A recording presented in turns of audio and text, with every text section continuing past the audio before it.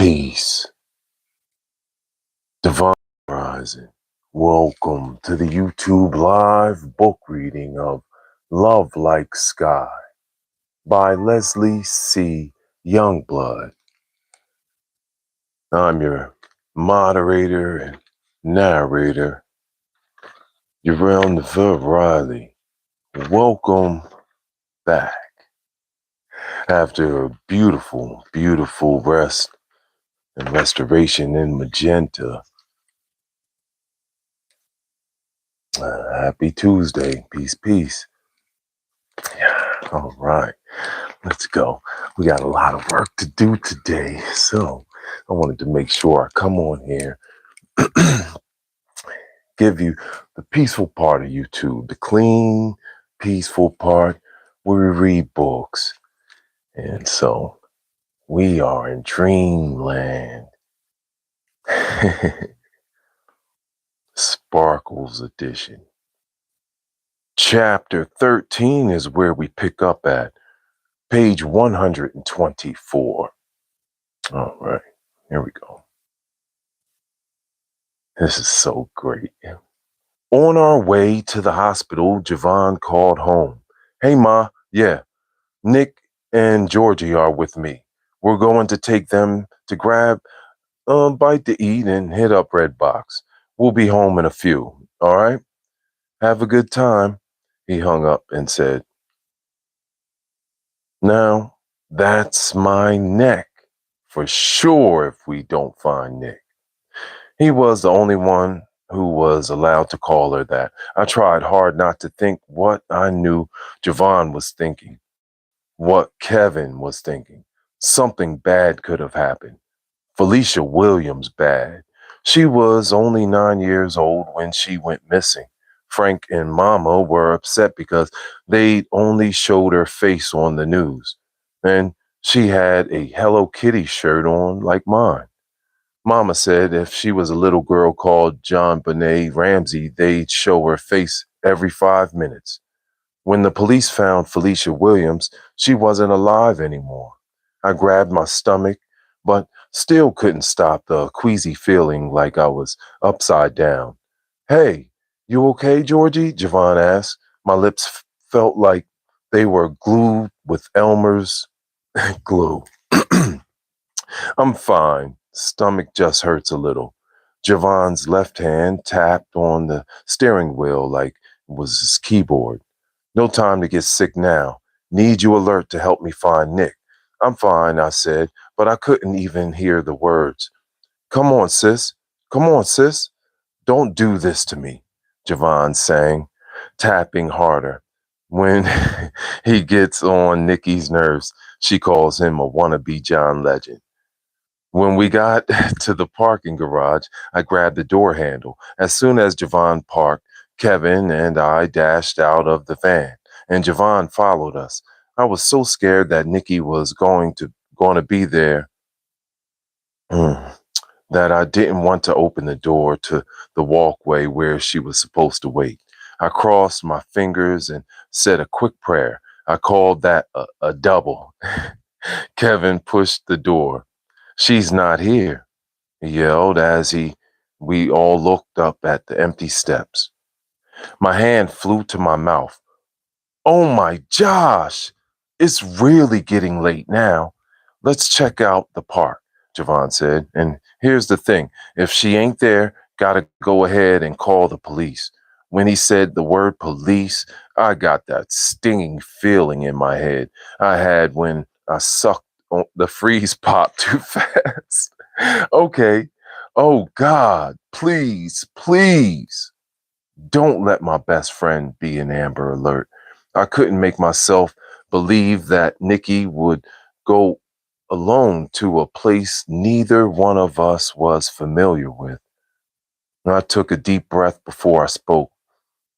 Kevin already checked the park. Javon, you know how Nikki loves the mall. That's my roadie. Makes sense, Javon said.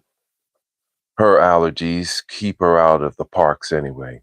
We hopped in the van. We better get there soon. It's almost 9, I said, this time louder than I thought. I straightened up in the front seat and held onto my knees. Javon turned his baseball cap backward. Gotcha. Lennox isn't that far away.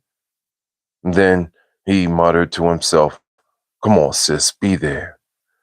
Once we were out of the hospital parking garage, Javon picked up speed. No one spoke. I strained my eyes, peering at the window, hoping to see Nikki pushing her bike along the sidewalk. Minutes later, we were pulling up in the mall parking lot. I thought about all the stores, halls, and corners of the mall. I used to love them. Now they were just places Nikki could be, and no one would find her. Mm. Instead of the castle Lennox used to look like to me, it seemed like nothing but a massive cave. The size of it scared me. Its glass Lennox Square sign seemed as big as the Hollywood sign you see on TV. The lower roof in the front spread out like a humongous eagle's wings, with crisscross beams swooping down. But it wouldn't even matter if Drake himself swooped down from the ceiling. All I would want to see is my best friend. How could I be so stupid to leave Peaches alone? Then Nikki. Javon zoomed up to the front of the mall doors where people have to pay to leave their cars. He parked along the curb. You guys jump out here. Wait for me right inside the doors. A guy wearing a red polo shirt and black pants rushed up to Javon. From the inside of the mall, it looked as though I was watching Javon on TV. Think she's here? Kevin asked. Yeah, I said, but I wasn't telling the truth. It's just all that I could say. Probably is, Kevin said. Inside the mall, the cool air made me shiver. Seconds later, Javon was standing next to us.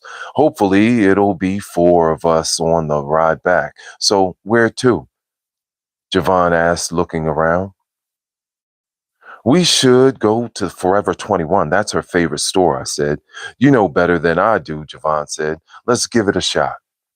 I led the way. The boys followed. I felt like I was doing that funny looking speed walking that we do around the track. But the next thing I knew, the speed walking wasn't fast enough. I was running to the far end of the mall. As soon as I saw the empty bench out front of the store, my heart sunk again. Dang, I said. She could be inside, Javon replied. And he and I rushed in. Kevin didn't come in the store with us, but I could see him peeking into Express. Hi, I'm Sherry, said the girl in the front of the store straightening t-shirts. She smiled at Javon, then spoke to me. There's 2 for 1 boyfriend tees today and 2 for 1 graphic tees there on the middle table. Let me know if I can help. She wasn't much older than Javon, and her red blush and red blue eyeshadow looked like watercolors. We're looking for my little sis, about 11, Javon said. This tall. He held his hand up to my nose. She has a whole bunch of hair, probably has it in a ponytail like mine. I pointed to my hair like she couldn't see it. Sherry stopped refolding t-shirts and let her head rest in her hand for a second. Gosh, I've seen so many girls today. I couldn't remember. This one would have a pink and turquoise bike, I added. Well, I doubt she'd be riding it in here, Sherry said. My shoulders drooped. Never hurts to ask. You don't know my sister, Javon scanned the store. What about these fitting rooms? Just clean them out, empty. Gotcha. Thanks, Javon said and turned to me. What's next? I took a few quick breaths. Let's check the food court. Since the mall is closing in a few minutes, stopping by security first is your best bet, Sherry offered. It's on this level, next to the things remembered. Hope you find her soon. Thank you, we said as we exited and linked up with Kevin. The food court. That's where we should go. Auntie Annie's Pretzels, I said. Whenever we go to the mall, we meet in front of Auntie Annie's. And if we get separated. I started walking faster, then running again. Javon knew where he was going this time. Kevin and I were right behind him. Javon showed a little when his phone rang. Slowed a little when his phone rang. Anything? He said. No, nothing there. Not yet. Yeah. We were going to try to make it to the next. A voice came over the loudspeaker. On behalf of all the employees of Lenox Square, we appreciate your patronage today and want to help you in making your final selections. The mall will be closing in 15 minutes.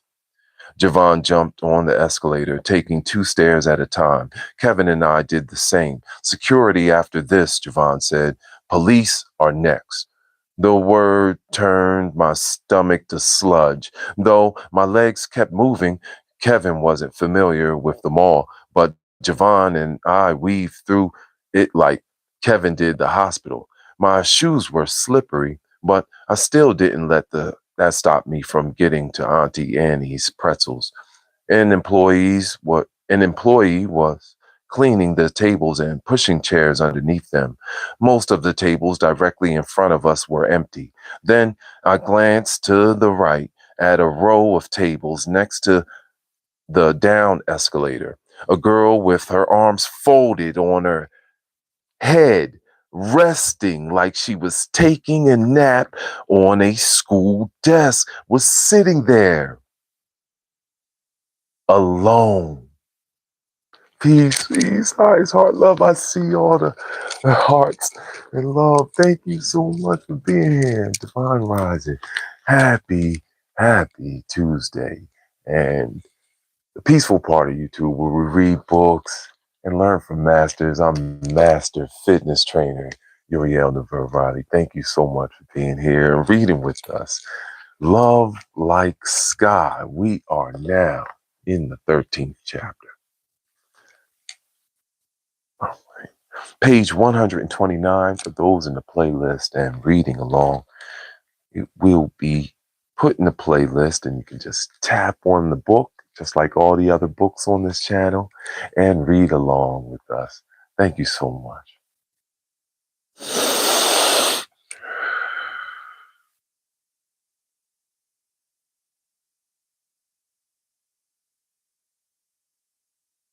Running up the escalator made me so dizzy I couldn't remember exactly what Nikki had on, but there was no mistaking those huge ponytails that flopped down like bunny ears. Nikki, I shouted loud as a fire drill. Several people turned my way. Nikki! Her head shot up. About time. Thank God, Javon huffed. Nikki ran up and hugged me, tears streaming down her face, and she breathed like a tiny engine starting up and stopping. I pulled her closer to me, my tears streaming too. If I wasn't holding on to Nikki, I would have crashed to the floor. Her favorite sweet pea body spray floated around us. You're the best friend I've ever had, Nikki. I don't want anything bad to ever happen to you. I took a shaky breath. I love you, I said, and couldn't remember if I'd ever told her before.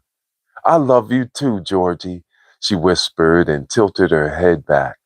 You're making me cry more. Kevin grabbed a few napkins off of one of the tables and handed them to Nikki. We've been looking for you all day, he said. I thought you'd been kidnapped or something. It took me a second before I remembered Javon was even there. When I looked at him, he had his head hung low and he was scraping his sneaker on the floor like he was kicking dirt. Nikki walked toward him. I'm sorry, Keys. She always calls him that. That called him his nickname when she was in trouble. Don't give me that Keys business. Y'all excuse us for a moment. He wrapped his arms around Nikki's shoulder and scurried her off a few tables away. Then he kneeled down to her height, said a few words to her, and wiped her eyes with the napkin and nodded. She's in major league trouble, Kevin said. I know it, I said. I could still smell her sweet pea body spray on my shirt. Next thing we knew, Javon reached over and hugged Nikki, then lifted her off her feet and spun her around. He held her so tight, it was like he was scared to let her go. As we walked out of the mall, Javon held Nikki's hand. When he answered his phone, Nikki lagged back with us. What in the world happened to you? I said. Javon was playing it cool, but he was about to lose it. You had us worried sick. Peace, peace. Thank you so much, Marquise. Thank you. We unlocked a new level. We unlocked the new level live from the light and, bringing the light at a new highest level. So that's what we do. I'm always leveling up. That's why I named this channel, right? Rel Level Up Riley. Thank you so much for the likes and subs, the peaceful part of YouTube. All right before I got to go into work too. So I wanted to make sure I give y'all this peace. All right, here we go. So y'all can use this throughout your day and have a wonderful Tuesday.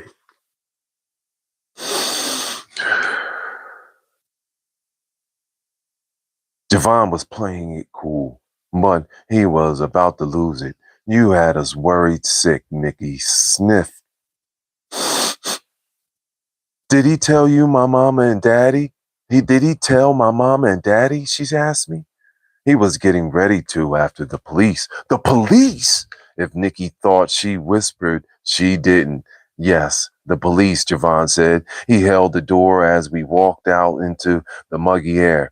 Do you know how many girls get snatched up around here? What did you expect me to do, Nick? He had his regular big brother tone back. After mom and dad, I'm the most responsible for you in this world. Don't worry me like that. His voice raised that time, but I couldn't blame him. Nikki deserved it. Javon got back on his phone, and Nikki, Kevin, and I walked to the van. Kevin said, "Where's your bike?" His question hit me like ice water splashed on my face. Nikki didn't say a word. She reached in her bag and gave herself another squirt of sweet pea. If I wasn't still glad to see her, I would have knocked it right out of her hand. Well, where is it? I said. The guard wouldn't let me bring it in. I mixed it in with the bikes that were locked, thinking no one would bother it. When I got back to where I left it, it wasn't there. Stolen? Kevin asked. Yeah. That made more tears fall. I waved another napkin at her and she grabbed it. Well, we can't worry about that now. We're just glad you're safe. It's just a bike. But my eyes watered again when I remembered how happy she was when she first showed it to me. She smiled as big as Peaches did when Daddy gave her a girl. It made a absolute mess of things, all because I wanted nothing more than to get Tangy to like me.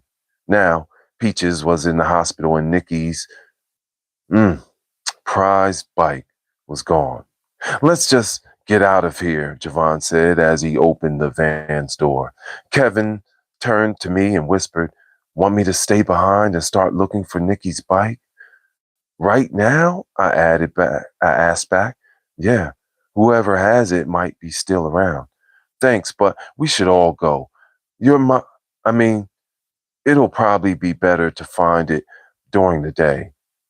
Yeah, you're right. Nikki got in front. Kevin and I hopped in the back. Soon as we buckled up, Javon drove off. I'm missing something here, Nick. Your friend said you went bike riding. Where's your bike? Nikki squirmed a bit before answering. I got bored waiting and caught the bus into the mall. I put my bike on the rack thing and it was too late. Then when I remembered I didn't have my lock, it got stolen. First things first, you shouldn't have taken off, Javon said. I told you I was bored. Are you catching an attitude, sis? You're getting off easy. What if I go home and tell the folks? I'm going to get blamed either way. So I got nothing to lose. And you who you think they going ground? Huh? Sorry. Sorry. I shouldn't have left. I didn't mean to be snappy. Where's that game I got you? Right here, she said, and pointed to the fuzzball of the purse. If you were so bored, you should have whipped that out. And Georgie, yeah, I answered. Going up there in the first place was the wrong move. If your folks thought you should be there, they would have taken you, right? Yes, I acknowledged, lowering my head. You've been by yourself this whole time, Nick? Not really. As soon as I got to the mall, I saw some kids from Sweet Apple. Nikki planted her entire face in her napkin for a second, wiped, and continued talking. They told me they'd show me a quicker way to get back to the hospital, so I hung out with them. I was going to stay with them, but then when we started walking around the mall, I found out they planned on stealing. On stealing? She let out a cry that made me reach out and pat her back. Lucinda Hightower. Nikki didn't say her name, but it's all I heard. Lucinda, Lucinda, Lucinda. I'm glad you got good sense. You know I've been down that road. Ain't worth it, Javon said. They tried to talk me into it, but I left. Good job. Still not happy about all this, but you haven't completely lost your mind, Javon added. When I left the kids, I browsed around in a few stores, and when I tried to get back to the hospital, I went to get my bike and it wasn't there. First, I thought someone moved it. I searched for the kids and didn't see any of them. I was scared to start walking by myself because I couldn't remember the way.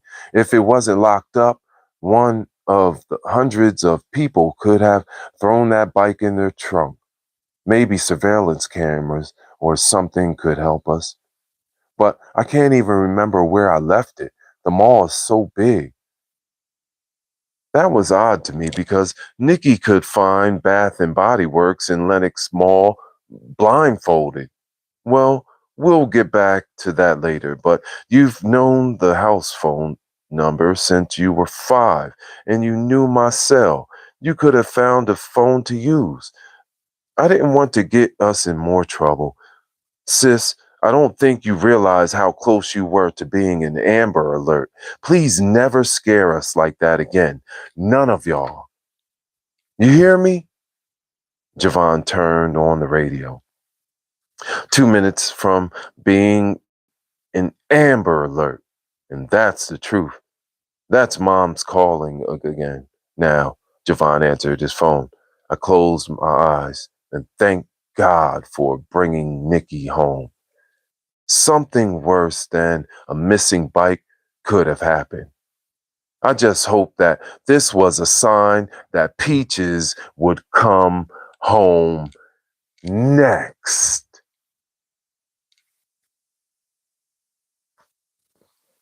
And that completes chapter 13 of Love Like Sky by Leslie C. Youngblood. What a beautiful find. Yes! Nikki got back. We gotta give thanks. Nikki is back. Let's have a glass of love water. We go into the rest of the workday. Another great workout coming. Heal the people. Love and light. Thank you so much. We're going to the pink cloud tonight. Highest heart love. I love you so much.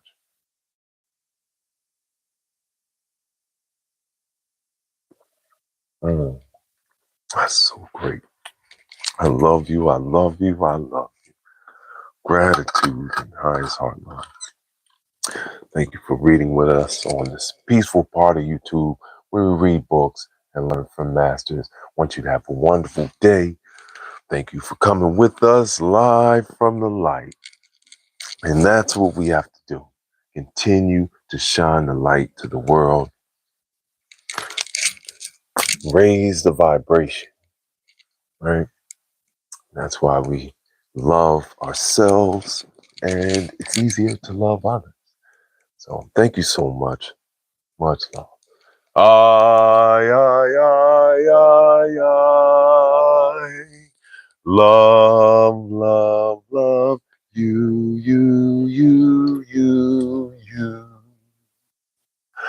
I.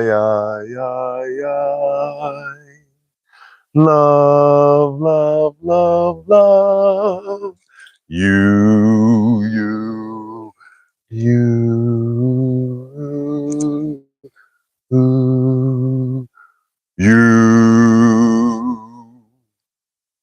Peace, peace.